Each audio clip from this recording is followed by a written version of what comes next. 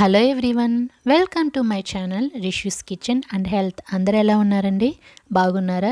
ఈరోజు మనం మన గుండెను, మన ఎముకలను దృఢంపరిచే ఒక హెల్తీ దోశని ప్రిపేర్ చేసుకోబోతున్నామండి. అదేనండి, వీట్ రాగి దోశని ప్రిపేర్ చేసుకోబోతున్నాం. ముందుగా ప్రాసెస్లోకి వెళ్ళిపోదాం. మిక్సీ జార్లో 1 కప్పు గోధుమ రవ్వ, 1/2 కప్పు రాగులు, 1/2 కప్పు మినపప్పు తీసుకొని మిక్సీ జార్ మూత పెట్టుకొని కోర్స్గా బ్లెండ్ చేసుకున్న తర్వాత 1/2 కప్పు అటుకులు కూడా వేసుకొని కోర్స్గా బ్లెండ్ చేసుకోవాలి.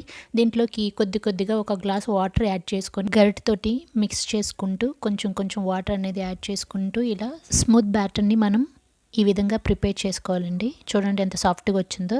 ఇప్పుడు ఈ బ్యాటర్ని ఒక బౌల్లోకి ట్రాన్స్ఫర్ చేసుకొని మిక్సీ జార్లో కొంచెం వాటర్ అనేది యాడ్ చేసుకొని ఆ వాటర్ని కూడా ఈ బ్యాటర్లో పోసుకొని గరిటెతోటి లంప్స్ అనేవి లేకుండా మిక్స్ చేస్తూ ఉండాలి. ఇప్పుడు 1 teaspoon salt, 1 teaspoon పంచదార వేసి పిండిలో కలిసిపోయే విధంగా ఈ రెండింటిని గరిటెతోటి బాగా మిక్స్ చేసుకొని 7 నుంచి 8 గంటల పాటు రెస్ట్ ఇవ్వాలి.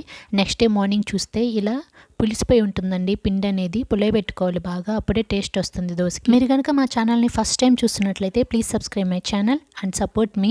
ఇప్పుడు వేరొక బౌల్ తీసుకొని 4 గరిటెల పిండి వేసుకుంటున్నానండి. దీంట్లో నేను మిగతా పిండిని ఫ్రిడ్జ్లో పెట్టుకొని 2-3 డేస్ పాటు మనం స్టోర్ చేసుకొని దోశలుగా వేసుకోవచ్చండి. ఇప్పుడు ఈ బౌల్ని పక్కన పెట్టుకొని స్టవ్ ఆన్ చేసుకొని ఒక వెడల్పు బౌల్ పెట్టుకొని 2 టేబుల్ స్పూన్ల ఆయిల్, 1 టీ స్పూన్ జీలకర్ర వేసి మిక్స్ చేసుకొని 8 వెల్లుల్లి, 5 నుంచి 6 పచ్చిమిర్చి వేసి ఫ్రై చేసుకొని 4 కట్ చేసుకున్న ఎండుమిర్చి, కట్ చేసి పెట్టుకున్న 3 మీడియం సైజు టొమాటోస్ వేసి ఫ్రై చేసుకొని చిన్న నిమ్మకాయ అంత సైజు చింతపండు వేసుకొని 5 నిమిషాల పాటు కుక్ చేసుకోవాలి. ఇలా సన్నగా తరిగిన కొత్తిమీర 1/2 కప్ వేసుకొని గరిటెతోటి మిక్స్ చేసుకొని 1 నిమిషం పాటు దీన్ని ఉడకనివ్వాలండి. ఇప్పుడు చూడండి ఆయిల్ అనేది పైకి తేలుతుంది. స్టవ్ ఆఫ్ చేసుకొని దీన్ని చల్లార్చుకోవాలి. చల్లారిన తర్వాత ఒక మిక్సీ జార్ తీసుకొని ఈ మిశ్రమం వేసుకొని రుచికి సరిపడా సాల్ట్ వేసుకొని మూత పెట్టుకొని మెత్తని పేస్ట్లా ఇలా పట్టుకోవాలి. దీన్ని ఒక బౌల్లోకి ట్రాన్స్ఫర్ చేసుకొని ఈ చట్నీని పక్కన పెట్టుకొని దోశ బ్యాటర్లో 1 టీ స్పూన్ సాల్ట్ వేసుకొని మిక్స్ చేసుకొని స్టవ్ ఆన్ చేసుకొని స్టవ్ పైన ప్యాన్ పెట్టుకొని కొద్దిగా వాటర్ చల్లుకొని ఆనియన్తో రబ్ చేసుకొని హీట్ అయిన తర్వాత దోశ పిండి తీసుకొని ఒక గరిటెతోటి